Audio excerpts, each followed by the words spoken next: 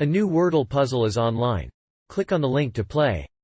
Listening to the following video may give you clues. Please like and share the videos. Is Piers Morgan Uncensored a bad Jeremy Clarkson tribute? In the lead-up to the Jeremy Clarkson tribute, Piers Morgan promised viewers that this show is no cancel zone. His monologue dubbed the show an island of sanity in a world gone mad. But in reality, the monologue highlighted the worst aspect of the broadcaster's broadcasting persona, a Jeremy Clarkson tribute act that fails to live up to its promise. Piers Morgan's TV career owed a lot to co-host Susanna Reid. While the former newspaper editor is a self-centered, self-indulgent character, he owes a lot of his success to his co-host Susanna Reid, who is no less of a star. Reid was a crucial part of Piers Morgan's success, as she gave him the necessary control to remain on track. While Piers's lack of a job has been an ongoing source of controversy, the relationship between Morgan and Reid is far from over. In the fall of 2018, he mocked actress and James Bond star Emma Watson for not supporting J.K. Rowling, and he also took issue with Susan Sarandon's SAG Awards 2016 outfit, a controversial move that earned her criticism from both sides. But in turn, Sarandon hit back, sending Morgan a throwback photo of herself in the 1975 movie, Susanna. Good Morning Britain has become a major hit for Piers Morgan, a show that has been around for over 5 years. His controversial opinions have been widely shared on social media and on air. His last appearance on the show came just 48 hours after he was banned from the show due to the controversy surrounding his Meghan Markle interview. Reid stood by her fellow host and supported her man. While he's now a household name, the show has been a huge hit for her co-host Susanna Reid, who starred alongside him in The Apprentice.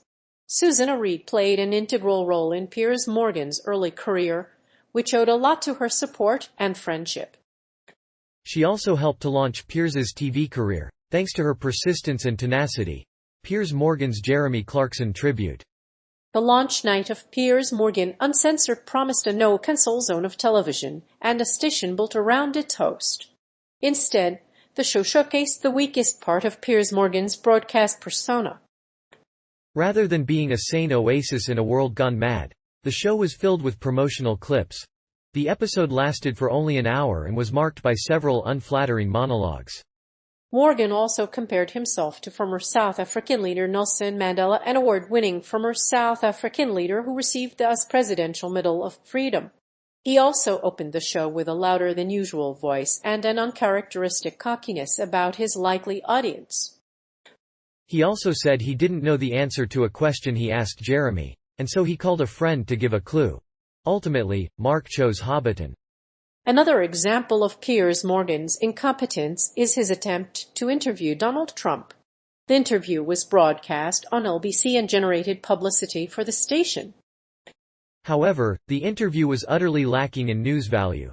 Morgan's on-air yelling at a colleague and storming the studio during the lockdown didn't have any impact. Perhaps the show's censorship issue is a result of the fact that he doesn't have any experience in dealing with Jeremy Clarkson. Although Piers Morgan is self-obsessed, he has had success on television. His Good Morning Britain show has transformed breakfast television, and he credits this partly to his co-host Susanna Reid. Susanna Reid is a skilled agitator, and she knows how to push Morgan. The double act on Talk TV might actually work better than Jeremy Clarkson alone. Piers Morgan's comparison to Nelson Mandela. In an effort to clear up a recent controversy, ITV presenter Piers Morgan compared Nelson Mandela to the late great American statesman. The comparison was controversial and sparked a furious backlash. Many people objected to the comparison, but Ofcom rejected the complaints and Morgan resigned from his role at the network. It is unclear how many viewers were affected by the controversial comment, but despite the negative reaction, Morgan's show is now available on many television channels, including Sky, Virgin and Freeview in the UK, Fox Nation in the US, and Sky News Australia. Since the incident, Piers Morgan has since quit the television show Good Morning Britain and is gearing up for a new show on Talk TV, called Piers Morgan Uncensored, which premieres on the 25th of April. His comparison to Mandela prompted the highest number of complaints in UK television history. In response to the criticism, Morgan left Good Morning Britain and joined Rupert Murdoch's News Carpet Fox News Media. Although many critics have praised Mandela, it is unwise to compare Piers Morgan's struggle with the anti-apartheid icon's fight for his freedom. This is an unwise comparison, especially when Nelson Mandela dedicated his entire life to his mission. Apartheid, colonialism, and transatlantic slave trade were all ignored by the majority of white people. In fact, most white people voted for the governments that created the conditions for apartheid. The comments prompted tens of thousands of complaints to Ofcom. Ofcom ruled that the remarks were potentially harmful but did not break the broadcast regulator's rules. Meanwhile, the host of the show, Sharon Osbourne, and Tom Newton-Dunn will be interviewed by the press on April 25. In the end, despite his tainted past, Morgan's comparison to Mandela is a slap in the face. Piers Morgan's yelling at a colleague. Is Piers Morgan's yelling against a co-host a bad Jeremy Clarkson tribute? This is a question I have been asking myself since I saw Piers Morgan on Britain's Got Talent last year. While he admitted that he wasn't too keen to use the Ask the Host lifeline, he still managed to poke fun at Jeremy Clarkson's broken finger during a recent appearance on the show. So is Morgan's yelling at a player's colleague a bad Jeremy Clarkson tribute? Probably not, but if you are a liberal, it's unlikely to affect you too badly. The slicker Talk TV is also less resourceful than Sky News, which is Murdoch's creation. Sky News, on the other hand, is owned and controlled by Murdoch and is a distinctly different beast. And Jeremy Kyle is due to return on Tuesday. It's hard to argue with the BBC on this one, as the regulator cleared Morgan's interviews with government ministers during a lockdown. In the UK, this was the most forensically offensive interviews on British television. While the BBC regulator has cleared Morgan's Good Morning Britain interviews, he's been banned from ITV over the incident. This may mean that Morgan and Reid are better off, though it's not just the yelling that sparked the controversy, but also the fact that a colleague yelled at a co-worker while he was talking to a celebrity. Although the two journalists aren't close, they did discuss Trump and Boris Johnson. It's hard to argue that Piers Morgan's yelling at a colleague was a bad Jeremy Clarkson tribute.